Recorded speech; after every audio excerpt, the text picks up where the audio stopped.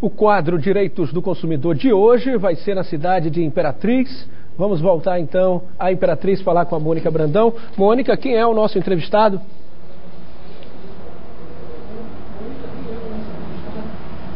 Olha, Soares, quem vai responder às perguntas enviadas pelos nossos telespectadores é o defensor público Igor Arruda. Bom dia, defensor. Bom dia, Mônica. Bom, hoje temos muitas perguntas baseadas na gestão de plano de saúde. Quem tem um plano de saúde tem muitas reclamações. Vou começar com uma pergunta, uma dúvida que está muito frequente aqui em Imperatriz sobre um determinado exame de imagem, que era oferecido em 2 clínicas e agora só pode ser feito em Açailândia porque as clínicas daqui não estão realizando. O que deve ser feito pelo consumidor? Bom, o consumidor deve inicialmente buscar a própria operadora do plano de saúde, certo? Se essa clínica credenciada, conveniada ou contratada pela operadora de plano não estiver oferecendo aqui, em determinado momento, a operadora ela deve custear esse deslocamento do consumidor até a Açailândia. Logicamente que esse custo adicional que gera ao consumidor, ele deve ser reembolsado ou pago pela própria operadora diretamente à clínica de Açailândia, bem como o deslocamento. Agora vamos à pergunta da Fátima Maria.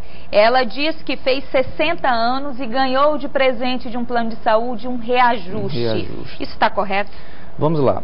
A Lei 9.656 de 98, que é a lei que trata dos planos, certo, dos seguros privados de assistência à saúde. Obviamente o reajuste ele é legal, ele é legítimo, certo? Até para manter o equilíbrio econômico-financeiro do contrato entre quem presta o serviço e o consumidor que recebe. Só que o Estatuto do Idoso, ele prevê em seu artigo 15, parágrafo 3º, e diz o seguinte, que é vedada a discriminação nos planos de saúde em relação à cobrança de valores excedentes em razão tão somente da idade. Então, se o consumidor ele adquire uma idade, né, de 60 anos, em virtude tão somente da idade, não pode haver o reajuste das mensalidades do plano de saúde, porque é uma discriminação. E, inclusive, recentemente eu fiz uma consulta no site do STJ, que é o Superior Tribunal de Justiça, que vai pacificar o tema, e eles disseram e pacificaram o tema que é ilegal. Né? Consumidor, tão somente em razão da idade, não pode ter esse reajuste de mensalidade pelo critério de faixa etária.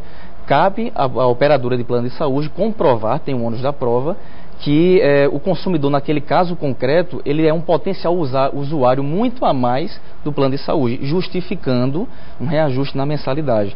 Então isso vai depender muito do caso concreto, mas abstratamente, para todo e qualquer consumidor idoso, não. Mudou de idade... Mudou de idade, teria o reajuste. É ilegal. Mas isso acontece. Então, é praxe. Por onde começar nessa cobrança? Bom, inicialmente é interessante procurar a própria operadora de plano de saúde, certo? Em termos administrativos, tanto com a Agência Nacional de Saúde Suplementar, que é a ANS, a operadora, em não conseguindo administrativamente com a operadora, deve buscar os meios de proteção ao consumidor, certo? Um advogado, juizado especial, defensoria pública, Ministério Público, que se socorra até o judiciário. Aqui na região, a Defensoria Pública, então, também auxilia o consumidor, o cidadão, nesse tipo de serviço? Cotidianamente. Relacionado a planos de saúde, saúde suplementar, sobretudo saúde pública também. Agora tem uma pergunta aqui do Guilherme Mendes. Ele pergunta se marca-passos, próteses ou demais objetos que são colocados em alguém durante uma cirurgia, se eles devem ser custeados totalmente pelo plano de saúde. Bom, a ANS ela chama de OPMS, né, que é órteses, próteses e medicamentos e materiais especiais. Todo medicamento e material especial relacionado de alguma maneira ao ato cirúrgico, ele deve ser custeado pela operadora de plano de saúde. Salvo tratamentos estéticos, órteses e próteses que não estejam de alguma maneira relacionados ao tratamento cirúrgico. A operadora não teria obrigação, mas se de alguma maneira entrar dentro da integralidade do tratamento, deve a operadora sim custear, inclusive resolução da Agência Nacional de Saúde Suplementar.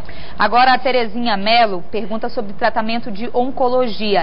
Ela pergunta se medicamentos quimioterápicos sempre também devem ser custeados pelo plano de saúde.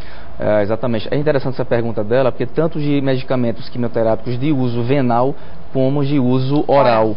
porque recente, agora dia 12 de maio, a Agência Nacional de Saúde Suplementar, ANS, como eu citei, editou uma resolução 349 que obriga as operadoras de plano de saúde a custear o tratamento quimioterápico, bem como os efeitos adversos e adjuvantes, por meio oral e medicamentoso em casa.